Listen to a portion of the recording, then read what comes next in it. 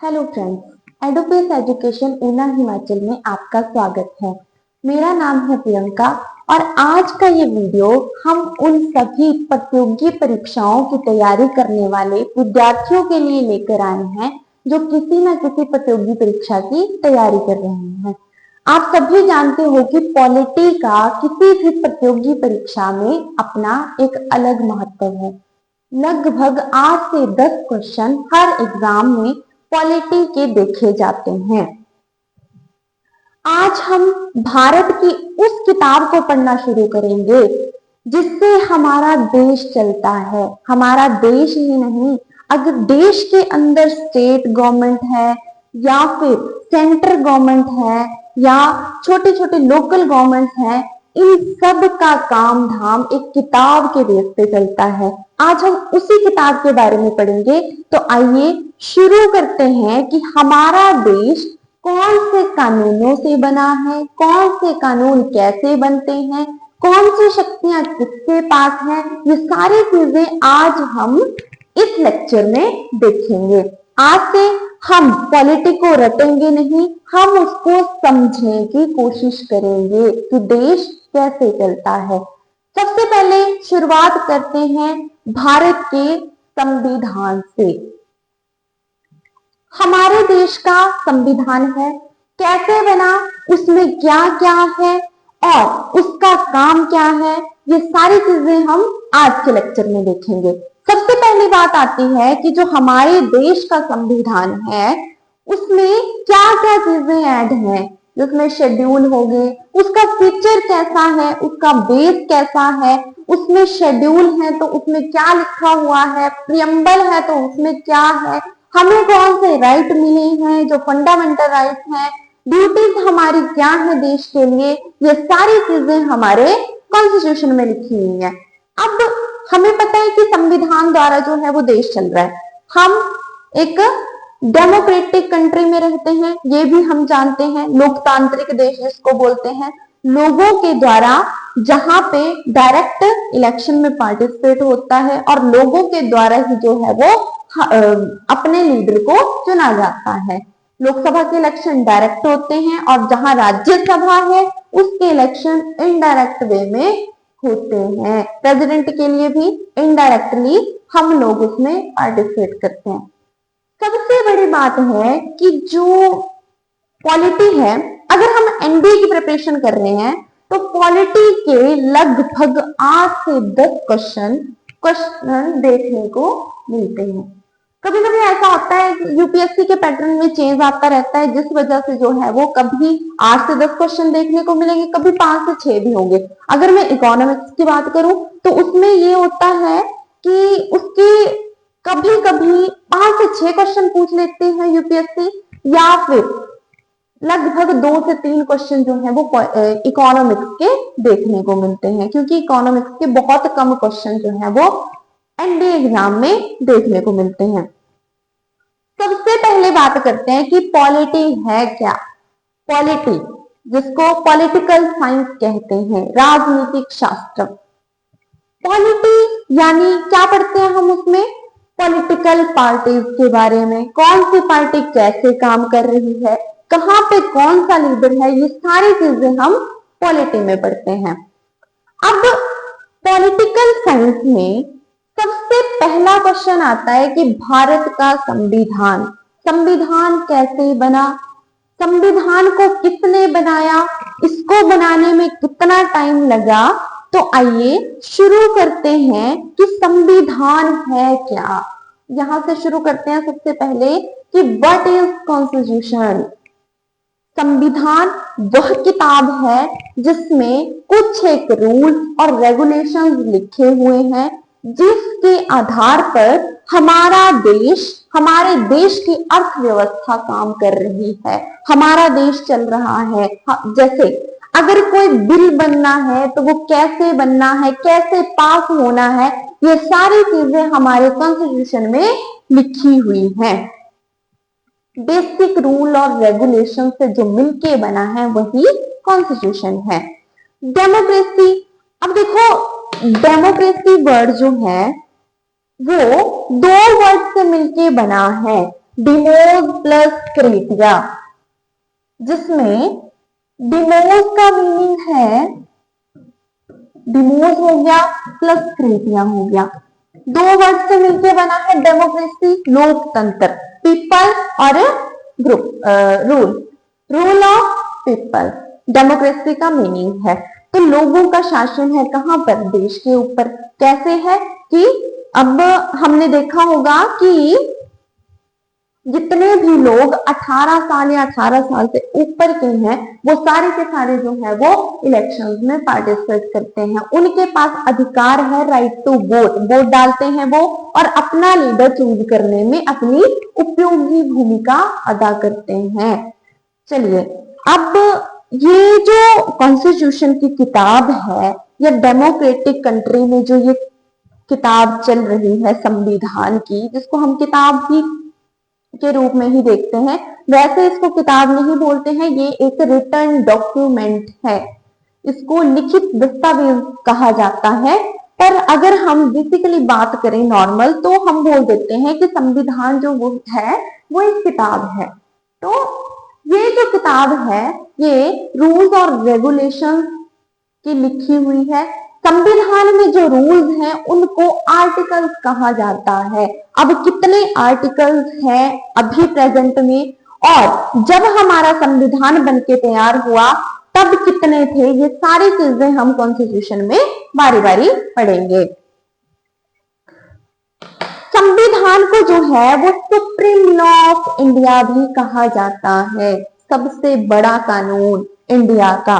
उसके बाद अगर मैं बात करूं कि जब तक हम आजाद नहीं हुए थे, तो लगभग अगर मैं पीछे की बात करूं तो 200 साल तक जो है वो ब्रिटिश का राज रहा हमारे इंडिया के ऊपर।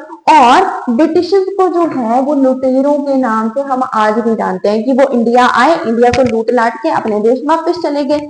अब उसके पीछे जो क्या हिस्ट्री रही, कैसे कैसे हमारा संविधान बनके तैयार हुआ, वो सारी चीजें हम देखते हैं। तो देखो, जब यहाँ पे ब्रिटिश का राज था तो उस टाइम पे क्या था कि अगर ब्रिटिश की गाड़ी से टकराकर कोई भी व्यक्ति, किसी की भी डेथ हो जाती थी तो उनको कोई सजा नहीं मिलती थी, उनको कोई भी जुर्माना नहीं देना पड़ता था। वो सिर्फ और सिर्फ 2 रुपए देते थे कि हमारी गाड़ी के आगे आने की वजह से एक इंडियन की डेथ हुई है, उस वजह उस चीज को लेकर। तो देखो कि इंडियंस की क्या वैल्यू थी उनकी नजर में, इंडियंस को वो कुछ भी नहीं समझते थे, वो सोचते थे कि बस ऐसे ही है, हमारे गुलाम है।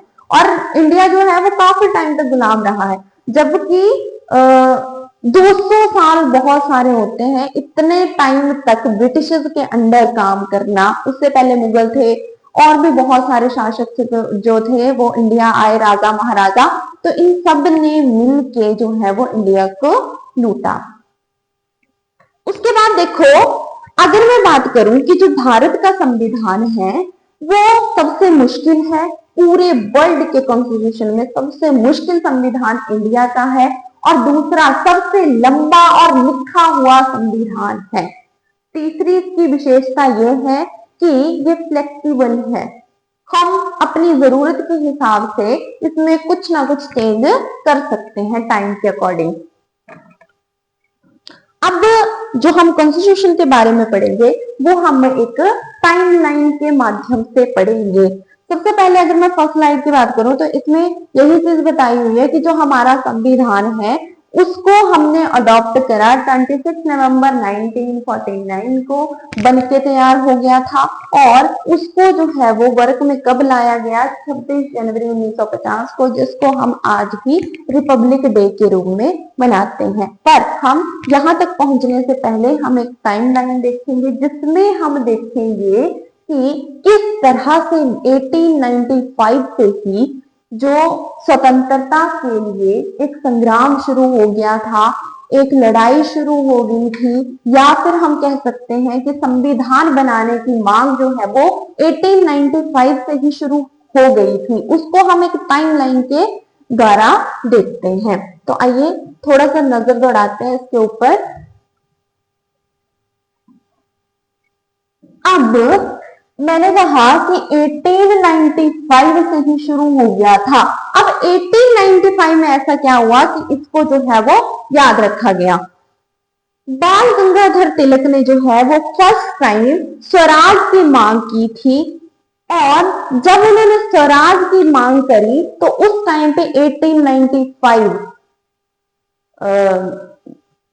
चल रहा था, और इस टाइम पे उन्होंने बोला कि जो स्वराज है, स्वराज में हमें क्या क्या चीजें चाहिए, right to speech, free speech का अधिकार हमें चाहिए, राइट टू प्रॉपर्टी का अधिकार हमें चाहिए, और इसी के साथ जो थे वो टोटल 110 आर्टिकल थे, 110 मांगे थी जो उन्होंने सामने रखी। किसके सामने? ब्रिटिशर्स के सामने। पर ब्रिटिशर्स ने उनकी एक भी मांग नहीं मानी, और उनका कहना था कि ये चीज हम नहीं मान सकते आपकी। उसके बाद क्या होता है कि जो बाल गंगाधर तिलक हैं, उनको सपोर्ट कहां से मिलता है? महाराष्ट्र की लेडीज उनको काफी सपोर्ट करती हैं, और वहां से सपोर्ट मिलने के बाद उसको वहीं पे जो है वो उसे तिलक फंड के नाम से भी जाना जाता है। और उसके बाद जो है वो नेहरू रिपोर्ट पेश की जाती है, और नेहरू रिपोर्ट जो पेश होती है वो होती है 1928 में, जिसको मोतीलाल नेहरू द्वारा पेश किया जाता है,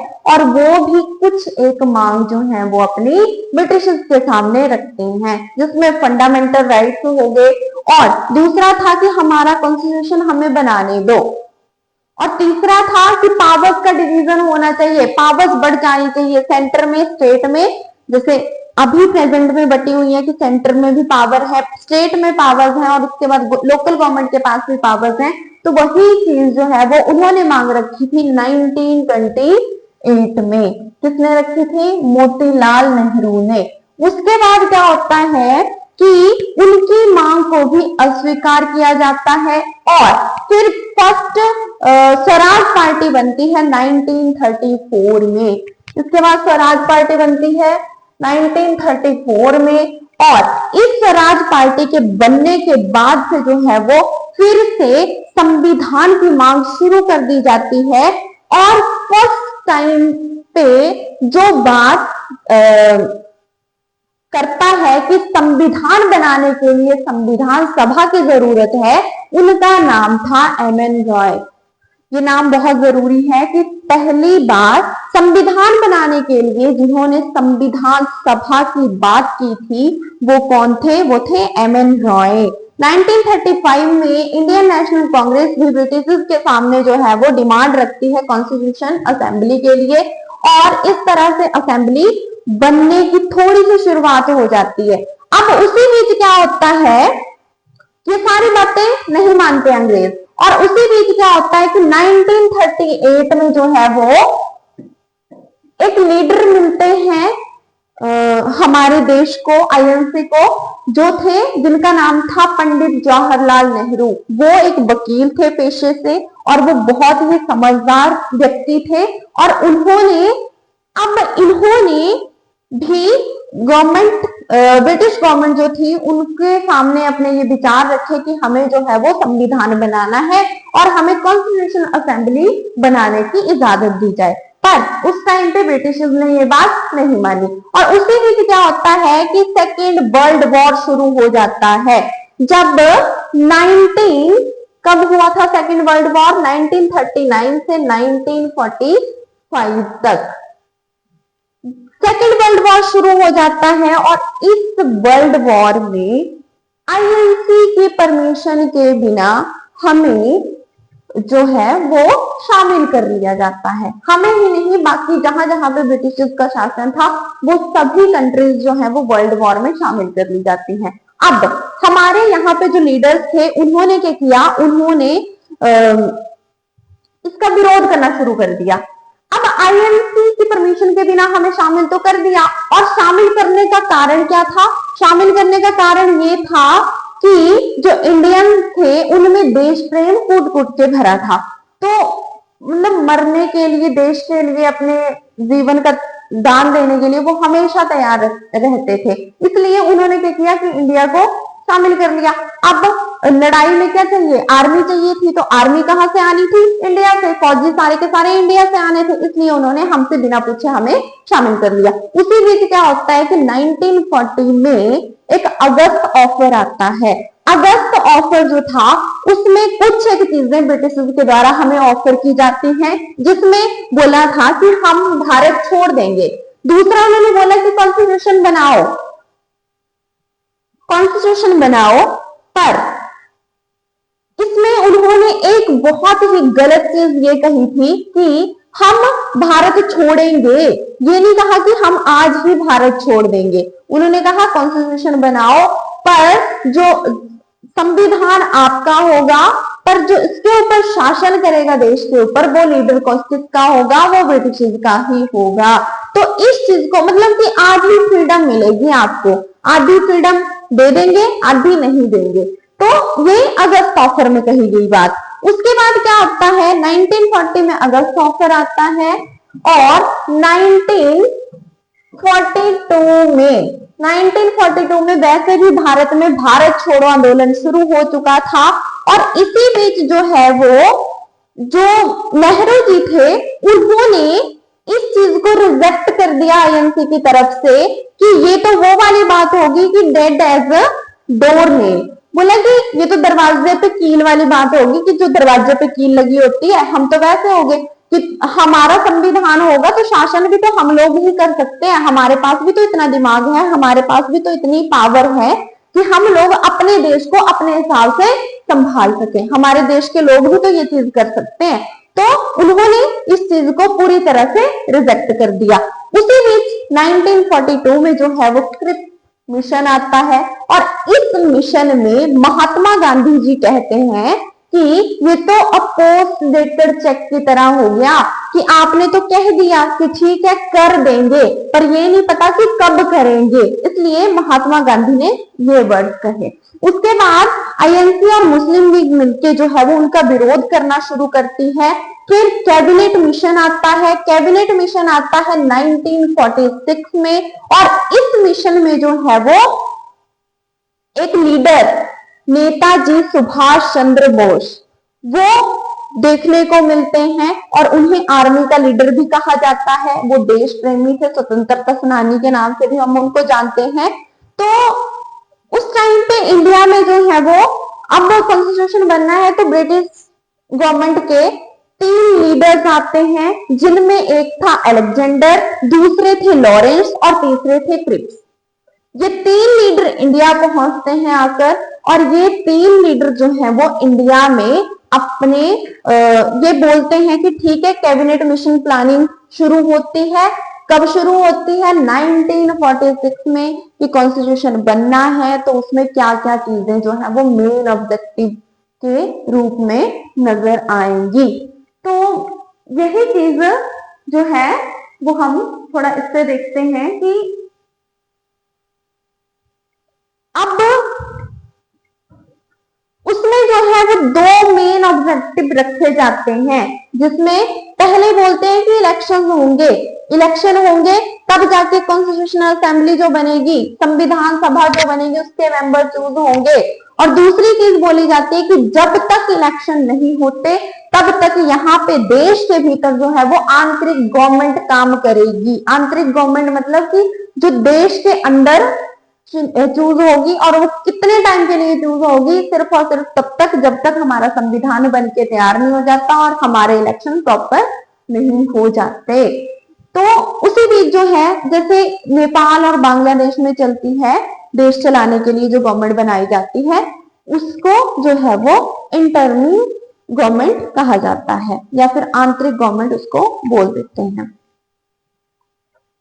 अब कहते हैं कि इलेक्शंस तो होंगे, पर इलेक्शंस की रिस्पॉन्सिबिलिटीज किसको दी जाए, ये बात मेन ऑब्जेक्टिव में रखी गई कि कॉन्स्टिट्यूशनल असेंबली बनानी है, इलेक्शन करवाने हैं, इलेक्शन की रिस्पॉन्सिबिलिटी कौन लेगा। अब तो उसी बीच क्या होता है कि दूसरी साइड जो है वो आंतरिक गवर्नमेंट बना दी जाती है, और वो क्या करती है, तब तक के लिए देश का काम धाम उसने संभालना है, ये चीज बोली जाती है।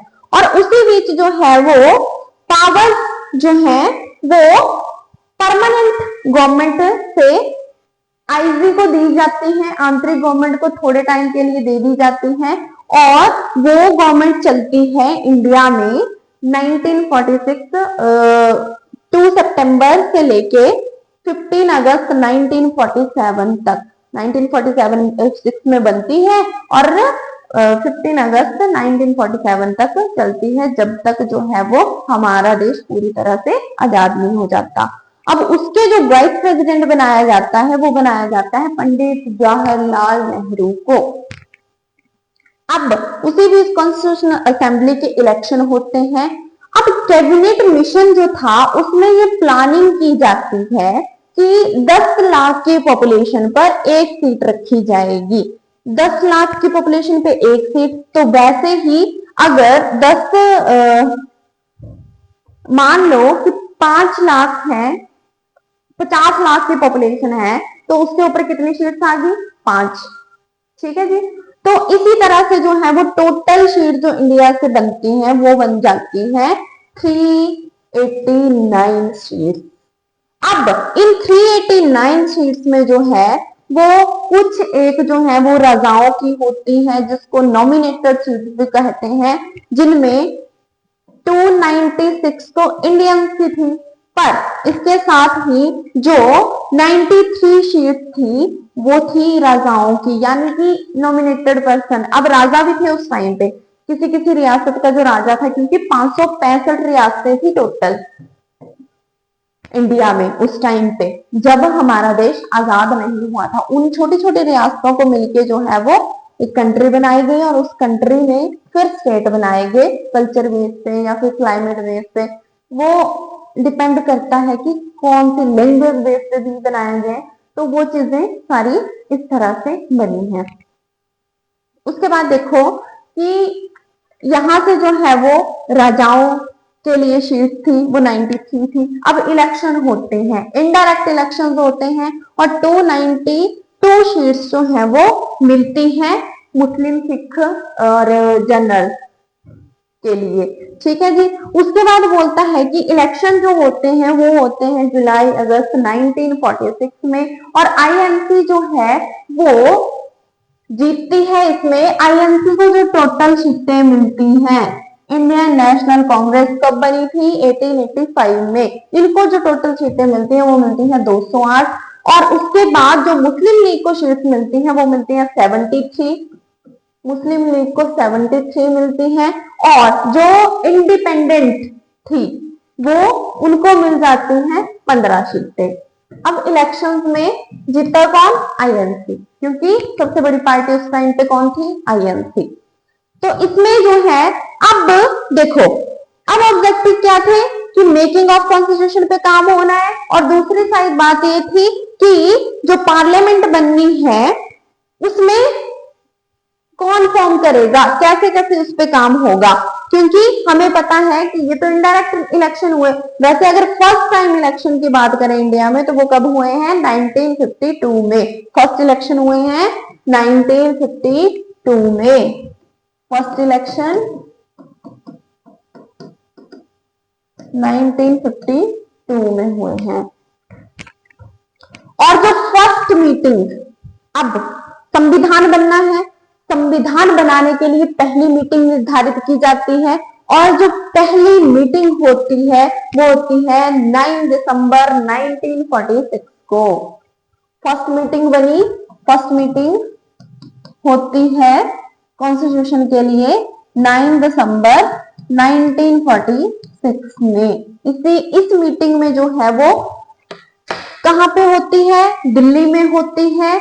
और दूसरी बड़ी बात ये थी कि सच्चिदानंद सिन्हा जो थे उनको फर्स्ट प्रेसिडेंट बनाया जाता है टेम्परेरी, जब तक गवर्नमेंट नहीं बनती है। किस चीज का?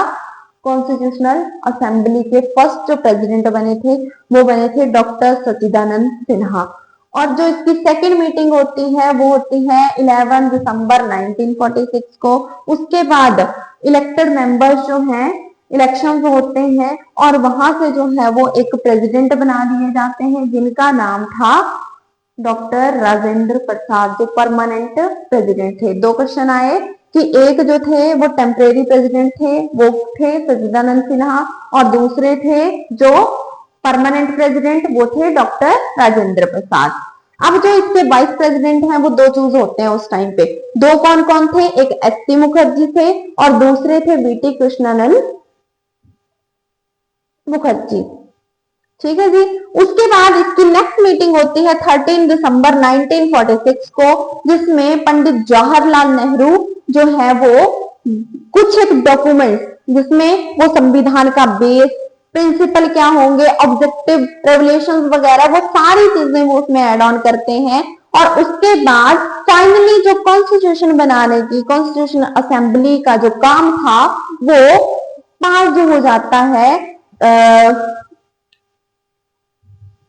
बन के तैयार होगा हमारा संविधान। उसके बाद जो है वो 22 जनवरी 1947 को जो है वो इसको पास कर दिया जाता है कि ठीक है, प्रियम्बल भी एड ऑन होगी, इसमें ये चीजें पास होगी कि प्रियम्बल होगी, प्रियम्बल में इंट्रो दी होगी पूरे के पूरे कॉन्स्टिट्यूशन की, ये सारी चीजें जो है वो उसमें लिखी होती हैं।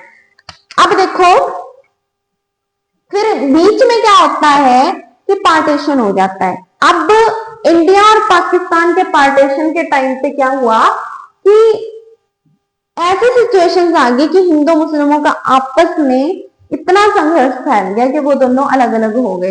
इंडिया और पाकिस्तान का डिवीजन हुआ, बीच में रेड क्लिफ लाइन है जो इनकी बाउंड्री लाइन है, और उससे क्या होता है कि जो 389 शीट्स थी वो 299 रह गई। और फिर माउंटबेटन प्लान आता है, माउंटबेटन प्लान आता है 1947 में, और इसी प्लान के अंदर जो है वो पार्टीशन भी होता है। फिर कमेटीज बनती है, कमेटी बनती है कॉन्स्टिट्यूशन बनाने के लिए, जिसमें 8 मेजर कमेटीज होती हैं और 14 माइनर होती हैं। दो तरह से कमेटीज काम करती हैं, जिसमें 8 मेजर कमेटीज होती हैं, 8 मेजर और 14 प्लस माइनर। ठीक है जी। उसके बाद देखो, अब हमने एक क्वेश्चन बार बार पढ़ा है कि फादर ऑफ कॉन्स्टिट्यूशन किसको बोलते हैं, तो फादर ऑफ कॉन्स्टिट्यूशन बोलते हैं डॉक्टर BR अम्बेडकर को।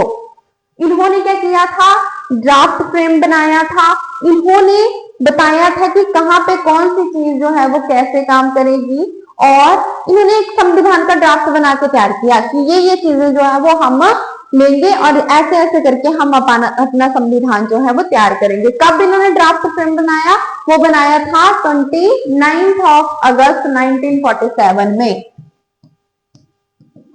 अगस्त 1947 में। उसके बाद देखो फर्स्ट ड्राफ्ट जो पेश किया जाता है वो होता है फरवरी 1948 को। उसके बाद सेकंड ड्राफ्ट आता है, फिर से चेंज होता है थोड़ा बहुत, मतलब फर्स्ट ड्राफ्ट के बाद सेकंड ड्राफ्ट में थोड़ा बहुत चेंज किया जाता है, तो वो अक्टूबर 1948 को ही होता है। उसके बाद फाइनल ड्राफ्ट जो आता है वो आता है 4 नवंबर 1948 को। और 5 डे के डिस्कशन के बाद अगर हमें कोई भी अच्छा लॉ बनाना है या फिर कुछ भी करना है, तो उसके ऊपर डिस्कशन होता है, बहस चलती है कि इसमें ये चेंज करने की जरूरत है, इसमें ये चेंज करने की जरूरत है। तो उस तरह से 5 दिन उस टाइम पे भी डिस्कशन चलता है। और 15 नवंबर 1948 को जो है वो इसकी सेकंड रीडिंग होती है, फिर इसकी थर्ड रीडिंग भी होती है। और उसके बाद डॉक्टर अंबेडकर जो है वो क्या करते हैं कि 26 फाइनली हमारा जो संविधान है वो बनके तैयार हो जाता है। और 26 नवंबर 1949 को जो है वो हम इसको अडॉप्ट कर देते हैं। और उस टाइम पे जो है कॉन्स्टिट्यूशन के द्वारा इसको साइन किया जाता है 24 जनवरी 1950 को। और उस टाइम पे 284 मेंबर्स, 299 थे ना टोटल मेंबर्स, 299 में से 284 मेंबर्स जो है वो इसके ऊपर साइन करते हैं। और इसमें जो है वो प्रियम्बल, 395 आर्टिकल और साथ में 8 शेड्यूल और 22 पार्ट्स इसमें रखे जाते हैं। अब ऐसा क्या हुआ कि हमारा जो संविधान है उसको 26 जनवरी 1950 को ही लागू किया गया। ऐसा क्या था उस टाइम पे कि 26 जनवरी को ही चुना गया? क्योंकि हमारा जो संविधान था वो तो बनके तैयार हो गया था 26 नवंबर 1949, तो हम अगले दिन भी तो कर सकते थे उसको लागू। ऐसा क्या हुआ कि 26 जनवरी को ही उसको लागू किया जाता है?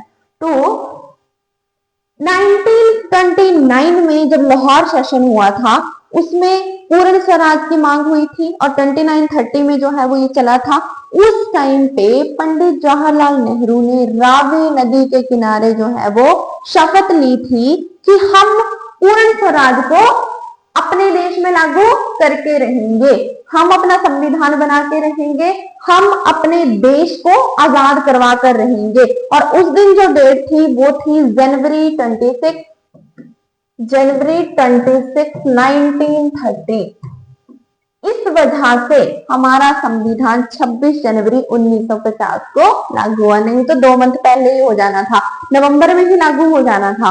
ठीक है जी। इस तरह से अब हम देखते हैं कि उसमें क्या क्या नई चीजें थी। अच्छा, अब मैंने कहा कि उसमें प्रियम्बल है। प्रियम्बल सबसे बड़ी बात है कि उसमें जो है वो इंट्रोडक्शन दी हुई है हमारे पूरे कॉन्स्टिट्यूशन के बारे में कि हमारे देश के संविधान में क्या क्या चीजें होंगी, क्या नहीं होगा, ये सारी चीजें जो है वो प्रियम्बल में लिखी हुई है। उसके बाद शेड्यूल दिए हुए हैं, पार्ट्स दिए हुए हैं, उसके बाद साथ ही आर्टिकल्स दिए हुए हैं। जो जब हमारा संविधान बना तो 395 थे और अब की बात करें तो 448 आर्टिकल्स जो हैं वो हमारे संविधान में हैं। और उसके साथ ही अगर मैं पार्ट्स की बात करूं तो 22 पार्ट्स उस टाइम पे थे, अभी प्रेजेंट में जो है वो 25 पार्ट्स हैं कॉन्स्टिट्यूशन में, और 8 शेड्यूल उस टाइम पे थे और अब जो है वो 12 शेड्यूल हैं टोटल हमारे कॉन्स्टिट्यूशन में। चलिए अब हम एक बार रिवीजन कर लेते हैं यहां तक, फिर उसके बाद आगे शुरू करते हैं। हमने टाइमलाइन देखी जिसमें मैंने बताया कि 1895 से शुरू हुए, 1885 में आईएनसी बनी, 1895 में जो है वो स्वराज बिल दिया जाता है किसको, ब्रिटिश गवर्नमेंट को, और कौन देता है, बाल गंगाधर तिलक द्वारा दिया जाता है। 1928 में नेहरू रिपोर्ट पेश होती है, कौन करता है पेश, मोतीलाल नेहरू, उसमें फंडामेंटल राइट्स की मांग की जाती है। 1934 में जो है वो स्वराज पार्टी बनके तैयार होती है। 1935 में जो है वो इंडियन नेशनल कांग्रेस के द्वारा जो है वो डिमांड की जाती है कॉन्स्टिट्यूशनल असेंबली की। उसके बाद जो है वो 1940 में अगस्त ऑफर आता है, 1942 में भारत छोड़ो आंदोलन शुरू होता है, 1946 में जो है वो कैबिनेट मिशन शुरू होता है, 1946 में ही कैबिनेट मिशन प्लानिंग शुरू होती है, और इस तरह से 1949 में हमारा कॉन्स्टिट्यूशन बनके तैयार होता है और 1950 को इसे लागू कर दिया जाता है पूरे देश भर में। अब बात आती है कि हमारा देश आजाद कब हुआ, 15 अगस्त 1947 को, और पाकिस्तान हमसे कब अलग हुआ, 14 अगस्त 1947 को। बस एक ही रात का गैप है, तो ये चीज याद रखनी है। चलिए अब हम शुरू करते हैं शेड्यूल के बारे में। अब बात करते हैं कि शेड्यूल होते क्या है। सबसे पहली बात तो ये याद रखिए, इसमें वही चीज है कि डिमांड रखी गई, कैसे कैसे डिमांड रखी गई, पंडित जवाहरलाल नेहरू जी का क्या रोल रहा। तो बहुत सारे ऐसे लीडर्स थे जिन्होंने देश को आजाद करवाने में अपनी विशेष भूमिका अदा करी है। हमें उनसे कुछ ना कुछ तो सीखना ही चाहिए। ठीक है, उसके बाद देखो ये कैबिनेट मिशन है 1946 वाला। उसके बाद देखो असेंबली में जो है वो कॉन्स्टिट्यूशनल असेंबली में जो कमेटीज थी उनके बारे में थोड़ा सा है कि कौन सी कमेटी के पास क्या काम दिया गया। अच्छा, अब हमारे संविधान को बनने में टाइम कितना लगा, ड्राफ्ट बन के तैयार हुआ, ड्राफ्ट बनने के बाद हमारा कॉन्स्टिट्यूशन लिखने में जो टाइम लगा वो लगा 2 ईयर 11 मंथ 18 डेज। बहुत ही जरूरी क्वेश्चन है कि हमारा संविधान बनने में कितना टाइम लगा, तो वो लगे थे 2 वर्ष 11 महीने 18 दिन। उसके बाद देखो वही चीज है कि 26 नवंबर 1949 को ये बनके तैयार हो गया था और 26 जनवरी 1950 को इसे देश भर में लागू कर दिया गया। उसके बाद देखो नेक्स्ट स्लाइड में बोलता है कि ड्राफ्टिंग कमेटी के हेड कौन थे, वो थे डॉक्टर बी.आर. अम्बेडकर, जिनको हम फादर ऑफ कॉन्स्टिट्यूशन के नाम से भी जानते हैं। अब ये जो ड्राफ्टिंग कमेटीज बनी थी इंडियन कॉन्स्टिट्यूशन के लिए, इसमें जो थी वो 15 वुमेन्स शामिल थी, जिसमें बहुत सारी लेडीज हैं, जिनमें सरोजनी नायडू हो गई, फिर सुचेता हो गई, फिर और भी बहुत सारी महान, जिसमें अमृत कौर थी एक, महान लेडीज जिन्होंने जो है वो देश का कॉन्स्टिट्यूशन बनने में अपनी भूमिका अदा करी। उसके बाद देखो इसके जो साइलेंट फीचर हैं वो मेनली तीन है। एक है रिटन कॉन्स्टिट्यूशन, दूसरा है कि ये लेंथी है, तीसरा है कि इलेक्टेड कॉन्स्टिट्यूशन है। ठीक है जी, ये चीज तो हमें पता ही है। अब देखो जो ड्राफ्ट बना हमारा कॉन्स्टिट्यूशन जब हमने लिखा तो उसमें जो है वो बहुत सारी चीजें हमने अपने पड़ोसी देशों से उधार ली, और वो किस तरह से उधार ली ये देखते हैं। कहां से क्या लिया, तो जो पार्लियामेंट्री सिस्टम था वो हमने ले लिया यूनाइटेड किंगडम से। उसके बाद रूल ऑफ लॉ की बात करें तो वो हमने लिया वो भी वहीं से। फंडामेंटल राइट्स जिनके बारे में हम पढ़ते हैं, कितने फंडामेंटल राइट्स हैं, 6 फंडामेंटल राइट्स। कहां से कहां तक, आर्टिकल 14 से लेके 32 तक। तो ये हमने लिए यूएसए से। उसके बाद जुडिशियली सर्विस रिव्यू वो कहां से लिया, वो भी हमने यूएसए से लिया। और उसके बाद पोस्ट ऑफ वाइस प्रेसिडेंट भी होगा तो वो हमने कहां से लिया, वो भी हमने यूएसए से उठाया। इमरजेंसी प्रोविजन कहां से लिए, जर्मनी से उठाए। फंडामेंटल ड्यूटीज कहां से ली, 11 फंडामेंटल ड्यूटीज हैं तो ये हमने ली रशिया से। कंकरेंट लिस्ट जिसके बारे में हम शेड्यूल में पढ़ेंगे तो ये हमने ली ऑस्ट्रेलिया से। उसके बाद डीपीएसपी जो है वो हमने ले लिए आयरलैंड से। इस तरह से हमने कुछ एक चीजें जो जो हमें अच्छी लगी हमने दूसरे देशों से उठा उठा के अपना संविधान एक लिख डाला, अपनी किताब लिख डाली। ठीक है जी, चलो देखो इसमें वही है, टाइमलाइन के द्वारा ही समझाया हुआ है कि कब क्या हुआ। ये सारी चीजें मैं आपको बता चुकी हूँ। चलिए शुरू करते हैं शेड्यूल के बारे में। अब हमारा जो संविधान है उसमें टोटल 12 शेड्यूल हैं। फर्स्ट शेड्यूल में स्टेट एंड ड्यूटीज का वर्णन है। सेकंड शेड्यूल में जो है वो सैलरीज बताई हुई हैं, और फिर साथ में सुविधाएं बताई हुई हैं कि कौन सा, अगर कौन सी पोस्ट पे होंगे तो कौन से क्या क्या उनको जो है वो सुविधाएं मिलेंगी। थर्ड की बात करें तो थर्ड में ओथ का वर्णन है। ओथ शपथ कौन दिलाता है, किसको दिलानी है, ये सारा चीजें डिपेंड करती हैं। उसके बाद देखो फोर्थ जो आता है वो है कि राज्यसभा में हर स्टेट और यूटी से कितनी कितनी सीट्स होंगी, कितने लोग जो है वो इस स्टेट से चूज होके आएंगे, कितने जो है वो यूटी से चूज होके आएंगे। ये सारी चीजें जो है वो फोर्थ शेड्यूल में लिखी हुई है, एलोकेशन। उसके बाद देखो फिफ्थ की बात करूं तो SC/ST रीजन जो है उनके लिए एडमिनिस्ट्रेशन की व्यवस्था है, अलग से एडमिनिस्ट्रेशन होगा। क्योंकि देखो अगर मैं बात करूं कि मान लो ये एक एरिया है, कोई भी एरिया ले लो। अब इस रीजन के जो है वो SC/ST पॉपुलेशन रहती है। ठीक है जी, अगर इनका एक ही एडमिनिस्ट्रेशन होगा तो क्या वो इन लोगों की सुविधाओं, इन लोगों को सुविधाएं दे सकता है? इन लोगों को और इन लोगों को अलग अलग एडमिनिस्ट्रेशन की जरूरत पड़ती है जो इनकी डिमांड्स को पूरा कर सके और इनके लिए इनकी डिमांड्स को पूरा कर सके। ठीक है जी, तो उस चीज के लिए ये प्रावधान दिया हुआ है शेड्यूल फिफ्थ में, जिसमें 10 स्टेट आते हैं जिनके लिए अलग से जो है वो एडमिनिस्ट्रेशन की व्यवस्था है। अब बात करें, अच्छा किसी भी एरिया को SC या ST स्टेट डिक्लेयर करने की जो परमिशन है वो किसके पास है? वो है अधिकार सिर्फ और सिर्फ भारत के प्रेसिडेंट के पास।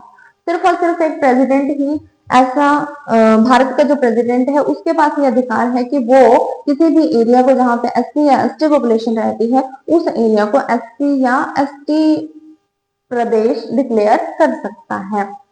और ये एरिया जो है वो इंक्रीज और डिक्रीज करना भी प्रेसिडेंट का ही काम है। उसके बाद देखो सिक्स की बात करें तो सिक्स शेड्यूल में आते हैं ट्राइबल रीजन एग्जांपल असम हो गया, त्रिपुरा हो गया, मेघालय हो गया या फिर मिजोरम हो गया। इसमें हम एक ट्रिक लगाते हैं AMTM। ए यानी असम, एम यानी मेघालय, टी यानी त्रिपुरा और एम यानी मिजोरम। AMTM ऐसे याद रख सकते हैं इसको, AMTM। असम, मेघालय, त्रिपुरा और मणिपुर। चलो, 7 शेड्यूल की बात करें तो इसमें जो है वो डिवीजन ऑफ पावर्स है। डिवीजन ऑफ पावर्स की पावर्स को जो है वो बांट दिया है किसके बीच में, सेंटर, स्टेट और सेंटर और स्टेट के बीच में ही रख लो। उसके बाद इसमें जो है वो 3 लिस्टें आती हैं। पहली आती है यूनियन लिस्ट, सेकंड है स्टेट लिस्ट, थर्ड आती है कंकरेंट लिस्ट, जिसके बारे में हम पढ़ रहे थे। मैंने कहा था कि हम शेड्यूल में जो है वो कंकरेंट लिस्ट के बारे में दोबारा से पढ़ेंगे। अब जो यूनियन लिस्ट है, जिसका काम धाम कौन देखेगा, सिर्फ और सिर्फ सेंट्रल गवर्नमेंट। सेंट्रल गवर्नमेंट के अंदर आती है ये। एग्जाम्पल की बात करूं तो डिफेंस का एग्जाम्पल है।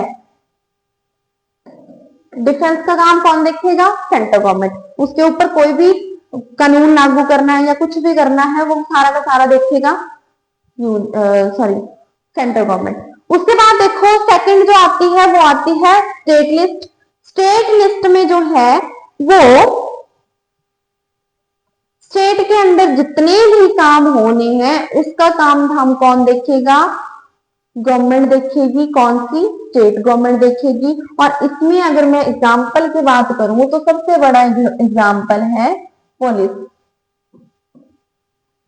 पुलिस, जो स्टेट में पुलिस होती है उसको कितनी सैलरी देनी है, उसका काम क्या होगा, वो कहाँ पे वो करेगी, फिर कैसे उनकी जो है वो भर्ती होगी, ये सारा काम हम कौन देखेगा, ये देखेगी स्टेट गवर्नमेंट। कंकरेंट लिस्ट जो है वो ये दोनों ही आपस में मिलके काम करते हैं, जिसमें यूनियन का भी भागीदारी रहती है और स्टेट की भी। तो इसमें जो है वो सबसे बड़ा एग्जाम्पल है एजुकेशन, जिसमें चाहे हम लोग इसमें एचपी बोर्ड में ले लो एडमिशन या फिर सीबीएसई से भी पढ़ सकते हैं, तो या फिर हरियाणा वाले बोर्ड से पढ़ लो या फिर पंजाब बोर्ड से पढ़ लो। तो हम मतलब कि एजुकेशन जो है वो आता है कंकरेंट लिस्ट में, जिसमें जो है वो दोनों गवर्नमेंट की भागीदारी रहती है। उसके बाद सबसे बड़ी बात यह है कि इसमें जो है जो हमारी यूनियन लिस्ट है, इसमें जो टॉपिक हैं वो पहले 97 थे और अब जो टॉपिक्स हैं वो टोटल टॉपिक्स इसके हैं, पहले 97 थे अब 100 हो गए। ठीक है जी।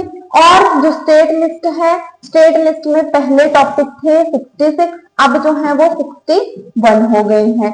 उसके बाद जो कंकरेंट लिस्ट है, कंकरेंट लिस्ट में जो है वो जो टॉपिक है टोटल वो है अब 52 है, पहले 47 थे। ठीक है जी, लग गया पता। ये थोड़ा जरूरी है, इसको ध्यान में रखना है और इनके एग्जाम्पल्स भी ध्यान में रखना बहुत ज्यादा जरूरी है। उसके बाद देखो, अगर हम देखें कि 8th शेड्यूल क्या है, तो 8th शेड्यूल में आती है लैंग्वेजेस। कितनी लैंग्वेजेस हैं टोटल, ऑफिशियल 22 भाषाएं हैं जिनको हम ऑफिशियल लैंग्वेजेस के नाम से जानते हैं। और ये जो ऑफिशियल लैंग्वेजेस हैं, जब हमारा संविधान लिखा गया सिर्फ और सिर्फ 14 लैंग्वेजेस थी, उसके बाद 1, 3, 4 ऐसे इनको ऐड ऑन किया गया, बाकी सारी लैंग्वेजेस इसमें ऐड करी गई। और इसमें जो है वो टाइम टू टाइम जो है वो संशोधन होते रहते हैं, अमेंडमेंट होती रहती है। तभी तो कहा गया कि हमारा जो संविधान है वो ऐसा है कि स्थिर नहीं है, अस्थिर है, उसको हम टाइम के अकॉर्डिंग उसमें चेंज कर सकते हैं, ऐसा नहीं है कि नहीं करना है। अब उनको क्या पता था 1949 या 50 में जब हमारा संविधान लागू हुआ, तब हमारे उस टाइम के नेताओं को ये पता था कि अब आज के टाइम में जो है वो इंटरनेट काम करेगा, नहीं था ना पता। तो यही रीजन है कि जो कुछ एक चीजों को ध्यान में रखते हुए, इन फ्यूचर प्लान करते हुए उन्होंने ये चीज इसमें सुविधा दी कि टाइम के अकॉर्डिंग हम चीजों को अमेंड कर सकते हैं, हम चीजों को चेंज कर सकते हैं अपने अकॉर्डिंग। ठीक है जी। 8th जो है वो लैंग्वेज बेस पे है, 22 लैंग्वेजेस इसमें ऐड है। और आर्टिकल 343 से आर्टिकल 351 तक जो है वो अलग अलग लैंग्वेजेस का वर्णन भी है। और जो फर्स्ट अमेंडमेंट हुई थी जिसके अंडर जो है वो सिंधी लैंग्वेज को जोड़ा गया था, वो हुई थी 21st अमेंडमेंट जो हुई है कॉन्स्टिट्यूशन में, वो इसी के अंडर आती है, 1967 में हुई है। 71st अमेंडमेंट के द्वारा 1992 में जो हुई, उसमें मणिपुरी, नेपाल और कोंकणी लैंग्वेज को जोड़ा गया। 1992 अमेंडमेंट के द्वारा जो है वो 2003 में हुई है, ये 4 लैंग्वेजेस और जोड़ी गई, जिसमें बोडो, डोगरी, मैथिली और संथाली जो है वो लैंग्वेज इसमें एड ऑन की गई। अब 3 अमेंडमेंट्स हुई है लैंग्वेजेस वाले इसमें शेड्यूल में, एक 21st हुई, दूसरी 71 हुई और तीसरी हुई 92। इस तरह से जो है वो 14 के बाद बाकी 8 लैंग्वेजेस इसमें जोड़ी गई। उसके बाद देखो 9th शेड्यूल। 9th शेड्यूल जैसे हमारा संविधान लागू होता है उसके बाद फर्स्ट अमेंडमेंट जो होती है हमारे कॉन्स्टिट्यूशन में, वो होती है 9th शेड्यूल को ऐड करने के लिए। पहले 8 ही शेड्यूल थे, बाकी तो बाद में हुए हैं। अब कब होता है ये? 1951 में। ये है भूमि सुधार से रिलेटेड, ठीक है जी। उसके बाद 10th अमेंडमेंट आती है। 52nd अमेंडमेंट के द्वारा जो 10th अमेंडमेंट, सॉरी 10th जो शेड्यूल है उसको 52nd अमेंडमेंट के द्वारा एड ऑन किया गया 1985 में। 1985 में जब इसको एड ऑन किया जाता है तो इसमें दल बदल पर रोक लगाई जाती है कि इलेक्शन होते थे, चेंज करते रहते थे, ऐसे पार्टी गिरती रहती थी, सरकार जो है वो बार बार गिर रही है, तो उस वजह से जो है वो इस चीज को लेके रोक लगाई गई।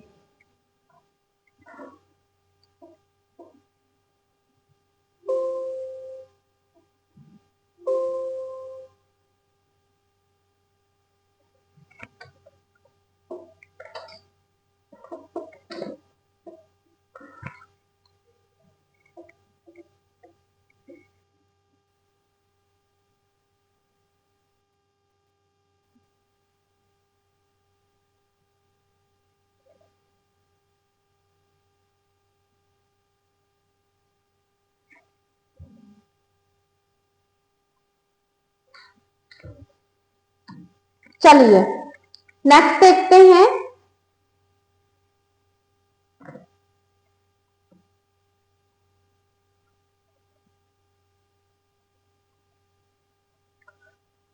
इलेवेंथ जो शेड्यूल है उसमें पंचायती राज को ऐड किया गया और ये ऐड हुआ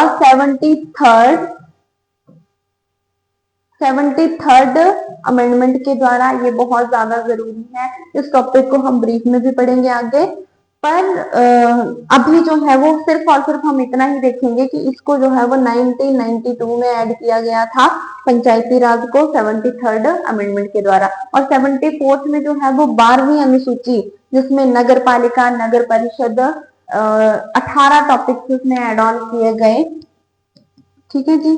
तो ये जो ऐड हुआ है वो कब हुआ है? 1993 में। ये दोनों साथ साथ में ऐड किए गए हैं, तो इनको जो है हम ब्रीफ में आगे देखेंगे। चलिए आगे देखते हैं। इस तरह से ये 12 शेड्यूल है हमारे कॉन्स्टिट्यूशन में, और जो 8 है वो पहले से थे।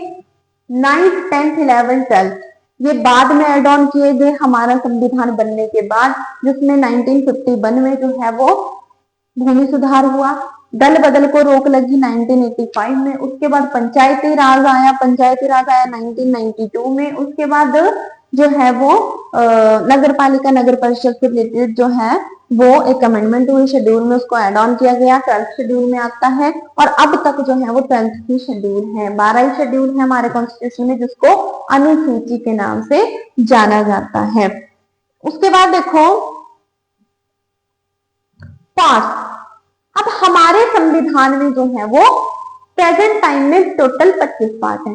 हर पार्ट में कुछ ना कुछ एड ऑन है। जैसे फर्स्ट पार्ट जो है उसमें यूनियन और स्टेट गवर्नेंस है, सेकंड में सिटीजनशिप का, फंडामेंटल राइट, फिर उसके बाद डीपीएसपी, फिर उसके बाद फंडामेंटल ड्यूटीज आ गई, यूनियन गवर्नमेंट आ गई, स्टेट गवर्नमेंट आ गई। इन सारे के सारे पार्ट्स को जो है वो हम पूरे विस्तार पूर्वक पढ़ेंगे, बड़े ही डीपली पढ़ेंगे, ताकि हमें कोई भी ऐसा टॉपिक ना छूटे जो हमें ना आता हो। तो इस तरह से ये जो है वो टोटल 25 पार्ट हैं जिनके बारे में हमें एक एक करके पढ़ना है। रिवीजन भी होता रहेगा और साथ साथ में हमें पता भी चलता रहेगा कि कौन से पार्ट में कौन से उसको रखा गया है। जैसे प्रेसिडेंट को कौन से पार्ट में रखा है, स्टेट बनता है तो स्टेट के लिए क्या क्या प्रावधान है, कौन से पार्ट में स्टेट को रख दिया है, कौन से आर्टिकल के अंडर आता है। जैसे सिटीजनशिप कौन से आर्टिकल के अंडर आती है, 5 से 11 के बीच में। तो ये सारी चीजें जो है वो पॉलिटी के अंदर हम पढ़ते हैं। इन सारी चीजों का ज्ञान होना हमें बहुत जरूरी है। ये देखो जो चीजें मैंने आपको बताई, जगन सिन्हा के बारे में बताया, राजेंद्र प्रसाद के बारे में बताया और बी आर अम्बेडकर के बारे में। ये क्या थे, टेम्परेरी प्रेसिडेंट बनाया गया था इनको कॉन्स्टिट्यूशनल असेंबली का, और ये परमानेंट प्रेसिडेंट बना दिए गए थे। और ये जो थे वो doctor B R Ambedkar father of constitution थे। उसके बाद देखो अब थोड़ा सा स्टैटिस्टिक देखते हैं कि हमारे संविधान की विशेषता क्या है। पहली बात तो ये है कि पार्लियामेंट्री सिस्टम है, पार्लियामेंट काम करती है इंडिया में। पार्लियामेंट जिसके 2 हाउसेज हैं, या फिर मैं बोलूं कि 3 हाउसेज हैं। कौन कौन से पार्लियामेंट की 3 हाउसेज कौन कौन से हो गए? एक तो होगी लोकसभा, दूसरी राज्यसभा और थर्ड प्रेसिडेंट। ठीक है जी। लोकसभा के कितने मेंबर हैं, राज्यसभा के कितने हैं, और प्रेसिडेंट तो अकेला ही है। ठीक है जी। जो वाइस प्रेसिडेंट होता है वो राज्यसभा का वाइस चेयरमैन होता है। ठीक है जी। अब देखो लोकसभा के अभी प्रेजेंट की बात करें तो जो हमारे कॉन्स्टिट्यूशन में लिखा होता है 552 मेंबर्स का प्रावधान था, जिसमें 550 मेंबर्स जो है वो हर स्टेट और यूटी से चूज होकर आते थे, और बाकी जो मेंबर्स जो थे 2 उनको प्रेसिडेंट के द्वारा चूज किया जाता था। ठीक है, एंग्लो इंडियंस जो होते थे, पर अब उनको चूज नहीं किया जाएगा। ये चीज हमारे कॉन्स्टिट्यूशन में एड ऑन हो गई है। उसके बाद देखो राज्यसभा की बात करें तो राज्यसभा में 250 मेंबर्स का प्रावधान है, जिसमें से 238 मेंबर जो है वो स्टेट और यूटी से चूज होके आते हैं, और साथ में जो आपके इसके 12 मेंबर्स हैं उनको नॉमिनेट करता है कौन? प्रेसिडेंट। प्रेसिडेंट उस पर्सन को नॉमिनेट करेगा, या तो वो आर्टिस्ट होगा, मतलब उनकी कोई ना कोई विशेषता रही होगी अपने जीवन में, या वो आर्टिस्ट होगा, स्पोर्ट्स पर्सन भी हो सकता है, या फिर रिसर्चर भी हो सकता है, या फिर कोई साइंटिस्ट हो सकता है, तो वो कुछ भी हो सकता है। ठीक है जी। अब पार्लियामेंट्री सिस्टम का थोड़ा सा पता चल गया होगा कि पार्लियामेंट्री सिस्टम होता क्या है, जहां पे जो है वो पावर बटी होती है, स्टेट, यूनियन, स्टेट और लोकल। ठीक है जी।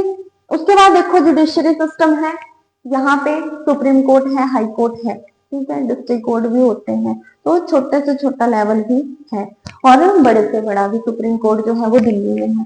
उसके बाद देखो सबसे लंबा और रिटर्न कॉन्स्टिट्यूशन है इंडिया का। उसके बाद डीपीएस पे यहाँ पे काम करते हैं, फंडामेंटल राइट्स और ड्यूटी दी हुई है सबको। प्रियम्बल ऑफ द कॉन्स्टिट्यूशन है, preamble inter of the constitution है। उसके बाद फ्लेक्सिबल है। ठीक है जी। तो ये सारी विशेषताएं जो है वो इंडियन कॉन्स्टिट्यूशन में काम करती हैं। चलिए आज के इस टॉपिक में हमने कॉन्स्टिट्यूशन के बारे में पढ़ा। कॉन्स्टिट्यूशन क्या है, कैसे देश में काम करता है, इसको बनने में कितना टाइम लगा, कब से ये संघर्ष शुरू हुआ, कौन कौन से लीडर इसमें काम कर रहे थे, ये सारी चीजें हमने इसमें लिखी। और मोस्ट इंपॉर्टेंट जहां से क्वेश्चन आता है वो है शेड्यूल। शेड्यूल 12 शेड्यूल है। फर्स्ट में क्या है, सेकंड में क्या है, ऐसे ही 8 तक हमने देखे, और 8 के बाद 9, 10, 11, 12 जो बहुत ज्यादा जरूरी है, जिनको हमने अपने कॉन्स्टिट्यूशन में ऐड किया आजादी के बाद, या फिर हमारा संविधान बनने के बाद जिनको ऐड ऑन किया गया था वो थे 4 शेड्यूल। तो उनके बारे में भी हमने देखा, और इस तरह से नेक्स्ट लेक्चर में हम पास्ट के बारे में पढ़ेंगे, और साथ में ही देखेंगे कि पार्लियामेंट सिस्टम क्या है और इंडिया में ये किस तरह से काम करता है। तब तक के लिए थैंक यू। जय हिंद, जय भारत।